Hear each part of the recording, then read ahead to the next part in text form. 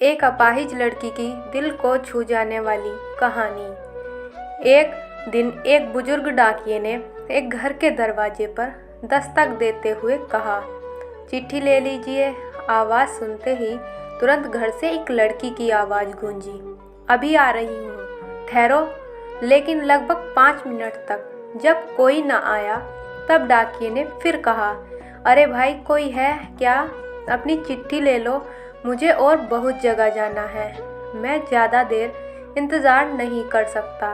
लड़की की फिर आवाज़ आई, डाकिया चाचा, अगर आपको जल्दी है तो दरवाजे के नीचे से चिट्ठी अंदर डाल दीजिए, मैं आ रही हूँ, कुछ देर और लगेगी। अब बूढ़े डाकिये ने झल्लाकर कहा, नहीं, मैं खड़ा हूँ, रजिस्टर्ड चिट्ठी है, किसी का हस्ताक्षर भी चाहिए। तकरीबन 10 मिनट बाद दरवाज़ा खुला। डाकिया इस देरी के लिए खूब झल्लाया हुआ था।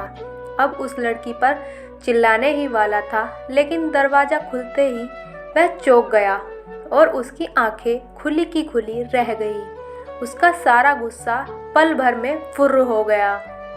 उसके सामने एक नन्ही सी अपाहिज कन्या, जिसका एक पैर नहीं था, खड़ी थी। लड़की ने बेहद मासूमियत से डाकिये की तरफ अपना हाथ बढ़ाया और कहा, दो मेरी चिट्ठी। डाकिया चुपचाप चिट्ठी देकर और उसके हस्ताक्षर लेकर वहाँ से चला गया।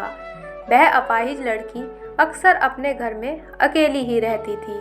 उसकी माँ इस दुनिया में नहीं थी और पिता कहीं बाहर नौकरी के सिलसिले में बाहर जाते रहते थे। उसके लिए एक बाई रखी हुई थी, जो परिस्थितिवश सुबह शाम घर पर नहीं होती थी। समय निकलता गया।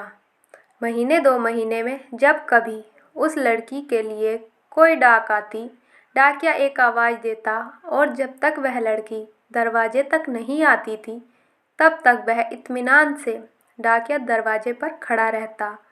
धीरे धीरे दिनों के बीच मेलजोल और भावनात्मक लगाव बढ़ता गया। एक दिन उस लड़की ने बहुत गौर से डाकिये को देखा तो उसने पाया कि डाकिये के पैर में जूते नहीं हैं। वह हमेशा नंगे पैर ही डाक देने आता था। बरसात का मौसम आया था।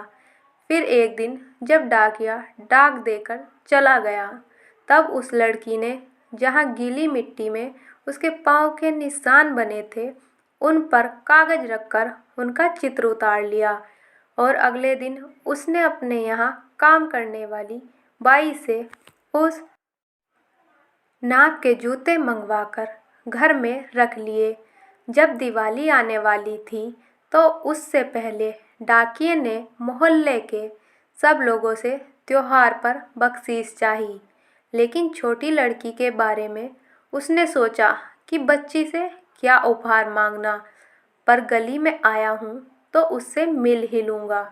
साथ ही साथ डाकिया यह भी सोचने लगा कि त्योहार के समय छोटी बच्ची से खाली हाथ मिलना ठीक नहीं रहेगा। बहुत सोच विचार कर उसने लड़की के लिए 5 रुपए की चॉकलेट ले लिए। उसके बाद उसने लड़की के घर का दरवाज़ा खटखटाया। अंदर से आवाज़ आई, कौन? मैं हूँ गुड़िया, तुम्हारा डाकिया चाचा, उत्तर मिला। लड़की ने आकर दरवाज़ा खोला।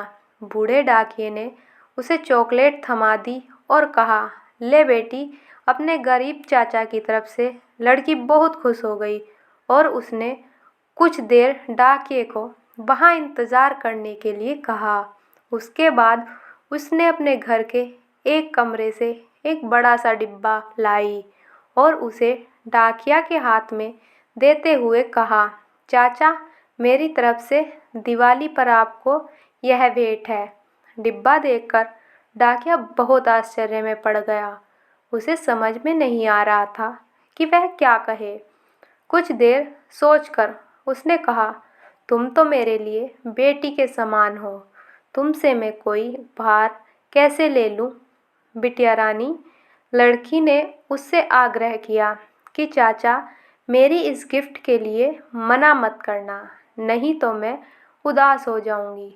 ठीक है, कहते हुए बूढ़े डाकिये ने पैकेट ले लिया और बड़े प्रेम से लड़की के सर पर हाथ फेरा, मानो उसको आशीर्वाद दे रहा हो। बालिका ने कहा, चाचा, इस पैकेट को अपने घर ले जाकर खोलना। घर जाकर जब उस डाकिये ने पैकेट खोला तो वह चकित रह गया, क्योंकि उसमें एक जोड़ी जूते थे। उसकी आंखें डबडबा गई। उसको यकीन नहीं हो रहा था कि एक छोटी सी लड़की उसके लिए इतना फिक्रमंद हो सकती है। अगले दिन डाकिया डाकघर पहुंचा और उसने अपने पोस्ट मास्टर से फरियाद की कि उसका तबादला किसी और इलाके में कर दिया जाए। पोस्ट मास्टर ने जब इसका कारण पूछा तो डाकिये ने वे जूते टेबल पर रखते हुए पोस्ट मास्टर को सारी कहानी बताई और भीगी आंखों और रूंधे गले से कहा, सर, आज के बाद मैं उस इलाके में नहीं जा पाऊंगा।